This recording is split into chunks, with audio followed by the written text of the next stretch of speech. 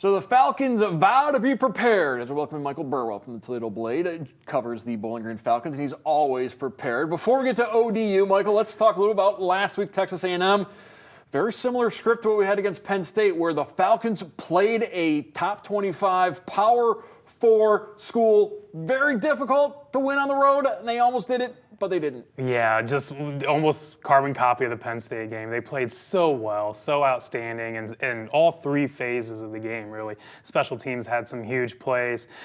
Kind of a slow start offensively. I mean, A&M was doing a good job, obviously defensively, but some big plays in the third quarter to get the scoring going.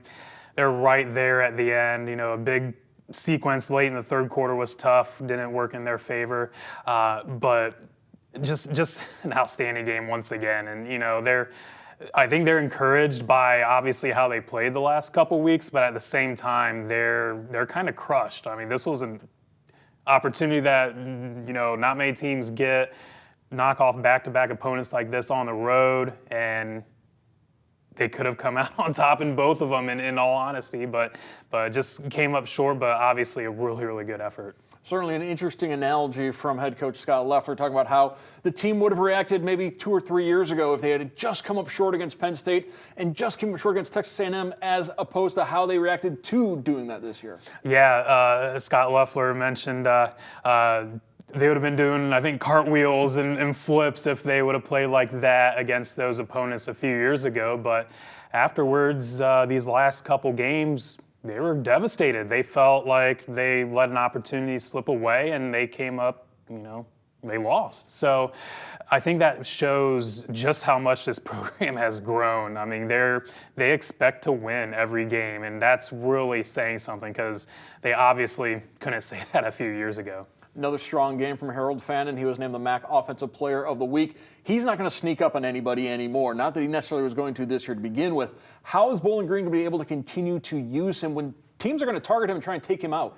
You know, it's interesting, because Texas A&M coach Mike Elko said he was our main focus, and we knew he was their best player, and we still couldn't slow him down. So I think it really speaks volumes to how good Harold Fannin is, how good BG's offense is in getting him the ball.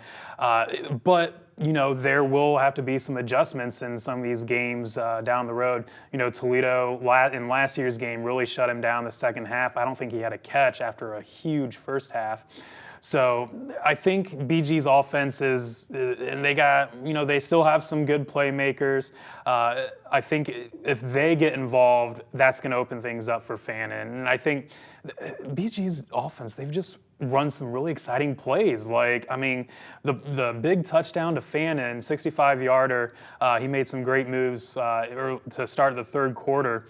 There were like 3 guys wide open on that play. I mean, just great routes ran by everyone. So, I mean, Fannin is, I mean, he's a superstar. I mean, get him the ball, get him his targets. I mean, no one's been able to stop him. And if Penn State and Texas A&M can't stop him, then I'm not sure who will be able to.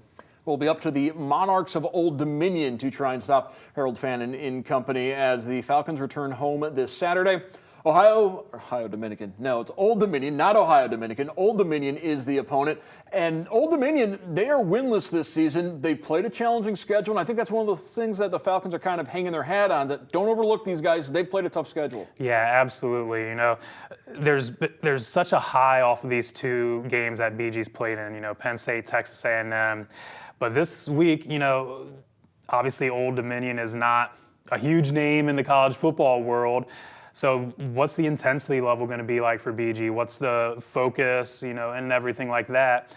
But, you know, this isn't your average 0-3 team. You know, they lost the season opener to South Carolina, where they were leading with 7 minutes to go. They played Virginia Tech really tough through 3 quarters before the Hokies kind of pulled away a little bit. Other loss was a 6-point loss, I think, to East Carolina. So they've had really close games.